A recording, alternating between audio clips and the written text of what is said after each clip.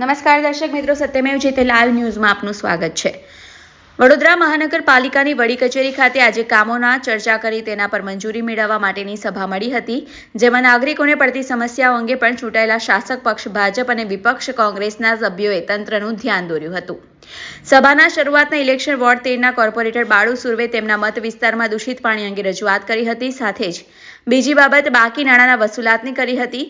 સામાન્ય નાગરિકના નાણાં બાકી હોય તો પાલિકા ત્વરિત કડક કાર્યવાહી કરે છે, તો પછી ઉદય એજ્યુકેશન ટ્રસ્ટ સંચાલિત ન્યૂ એરા સ્કૂલના બાકી 42 કરોડ રૂપિયાની બાકી વસૂલાત કેમ કરતી નથી તે મુદ્દો ઉઠાવ્યો હતો। અમારા વિસ્તારમાં વંદન ડુપ્લેક્સમાં છેલ્લા 3 મહિનાથી ગંદુ જીવડાવાળું પાણી આવે છે અને તેના વિસ્તારની બહેનોએ પણ જે તે અધિકારીને રજૂઆત કરી હતી, કમિશનરશ્રી જોડે ફોન પર વાત કરી હતી, તો પણ 3 મહિના સુધી કોઈ પણ અધિકારી તે જોવા સુદ્ધા ના જાય અને તમે જોઈ શકો પાણીમાં મોટા મોટા જીવડા હોય, ગંદુનું કાળું પાણી આવતું હતું। એટલે એની સભામાં અમે રજૂઆત કરી।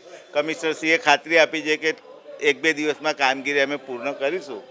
બીજો એક વિષય એવો હતો કે અમારા ઉદય એજ્યુકેશન ટ્રસ્ટ અને ન્યુરા એજ્યુકેશન ટ્રસ્ટના 42 કરોડ રૂપિયા જ્યારે બાકી પડતા હોય વેરાના, વડોદરા શહેરમાં કોઈ પણ મધ્યમ વર્ગનો માણસ હોય કે 15,000 બાકી હોય, 10,000 વેરો બાકી હોય, તો કોર્પોરેશન દ્વારા સવારે 6 વાગે ઉઠીને પોલીસને સાથે લઈને સીલ મારી દેવામાં આવે છે, કોઈ દુકાનમાં મારી દેવામાં આવે છે, નળનું કનેક્શન બંધ કરી દેવામાં આવે છે।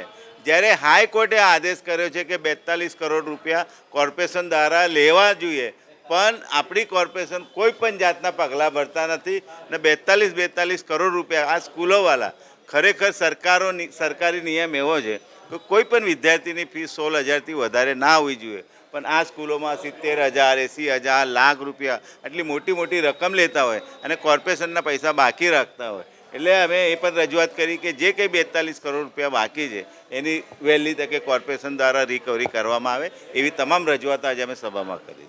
Reporter Sunny Shinde, Satyamev Jayate live news, Vadodara.